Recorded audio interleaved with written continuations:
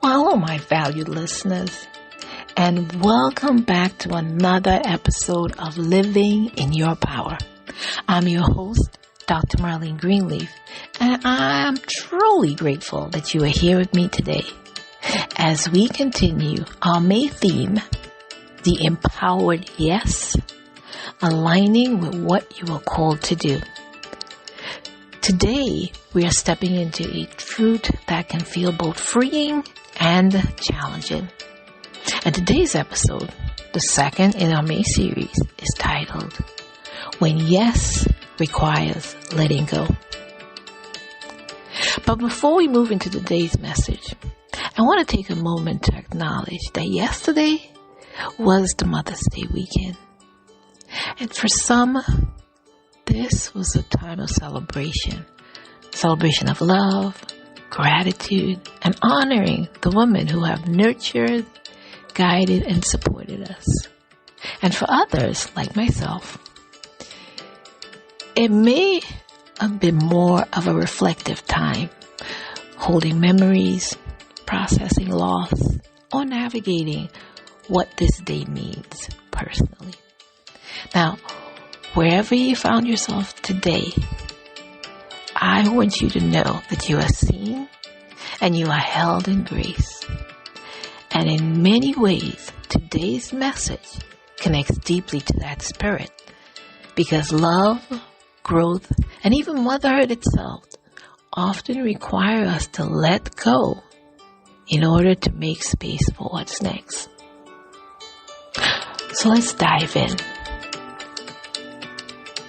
Now, we often focus on the yes, the opportunity, the calling, the next step.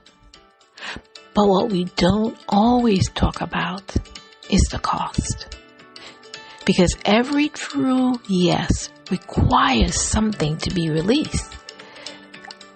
Time, energy, old habits, sometimes even relationships or expectations. And that's where it becomes uncomfortable. Because letting go is not always easy, even when it's necessary. Isaiah 43:18-19 reminds us to remember ye not the former things, neither consider the things of old. Behold, I will do a new thing. Now it shall spring forth. Shall ye not know it? And I will even make a way in the wilderness and rivers in the desert. Behold, I do a new thing. But notice the instruction that comes before the promise. It says, remember ye not the former things. So, in other words, it's saying release what was. Because holding on to what was can block what is being created. I mean, God is always moving.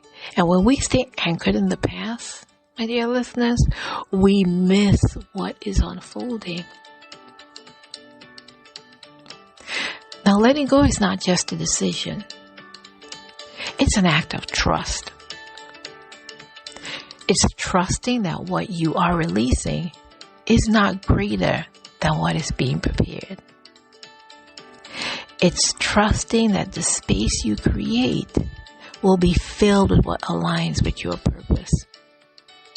And sometimes letting go looks like releasing outdated roles, releasing expectations that no longer fit, and releasing the need to control every outcome.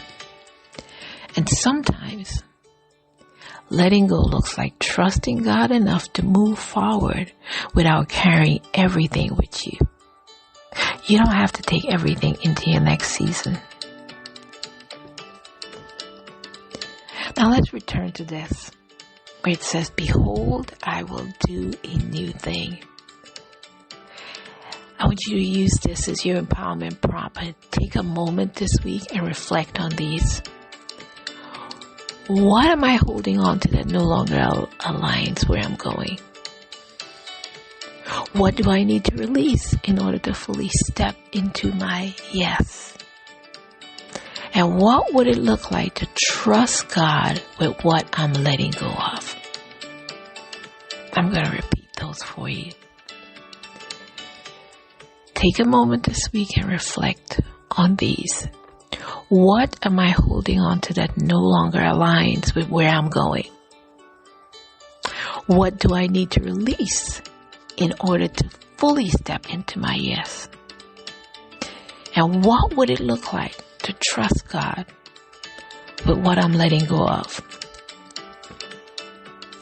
You cannot fully receive what's ahead if your hands are still full of what's behind. So in closing, my friends, I want you to know that your yes is powerful, but it requires space. And sometimes that space is created through release. You're not losing anything that is meant for you.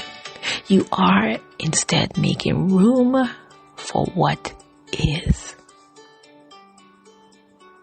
So I want to thank you for joining me for episode 2 of our May series, The Empowered Yes, aligning with what you are called to do.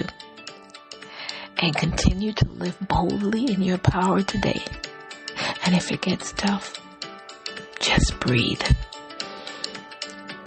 You still got the strength to rise. So, until next time, dear listeners, continue to live in your power.